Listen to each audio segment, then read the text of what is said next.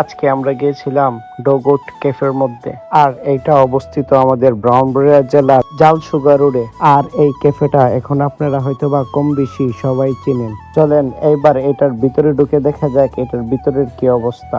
আর এখানকার পরিবেশটা খুবই মনমুগ্ধকর ছিল। আপনারা যারা চাচ্ছেন ফ্রেন্ড সার্কেলকে নিয়ে একসাথে সবাই বসে চা বা কফির আড্ডা দিতে, আমি মনে করি এইটা আপনাদের জন্য বেস্ট একটা প্লেস হতে পারে। আর আপনারা যারা ছবি বা ভিডিও করতে পছন্দ করেন তাদের জন্য বেস্ট একটা প্লেস হতে পারে এইটা। আর আপনারা যারা ছবি বা ভিডিও করতে পছন্দ করেন আমার মতো, তাদের জন্য তো কোনো কথাই নাই, এক কথাই বেস্ট একটা প্লেস হবে এইটা। আর তাদের এখানে কিন্তু গল্প এবং কি সাহিত্যের অনেক সুন্দর সুন্দর বই রাখা আছে। আর আপনারা যারা বই বস্তু পড়তে পছন্দ করেন তারা কিন্তু এখানে আসতে পারেন। এক কথায় আপনারা যারা ফ্রেন্ড সার্কেল এবং কি ভাই ব্রাদার নিয়ে আড্ডা দিতে চান তাদের জন্য বেস্ট একটা প্লেস হবে এইটা। দেখতে দেখতে আমাদের অর্ডার করা কফি গুলো চলে এসে, আর আমরা ওইখানে গিয়ে 3টা মিল্ক কফি নিয়েছিলাম। তাদের এখানে কিন্তু চা, ফ্রেঞ্চ ফ্রাই ইত্যাদি আরো অনেক কিছুই আছে, আপনারা চাইলে সবকিছুই খাইতে পারবেন। আপনারা যারা জালসুগার রোডে কম বেশি আসা যাওয়া করছেন তারা হয়তো বা জানেন সামনের বর্ষাকালে এই রোডটা কতটা সুন্দর হয়। আর আপনারা যারা চাচ্ছেন ভাই ব্রাদার সবাই মিলে সুন্দর একটা সময় কাটাবেন, তারা অবশ্যই এই জায়গার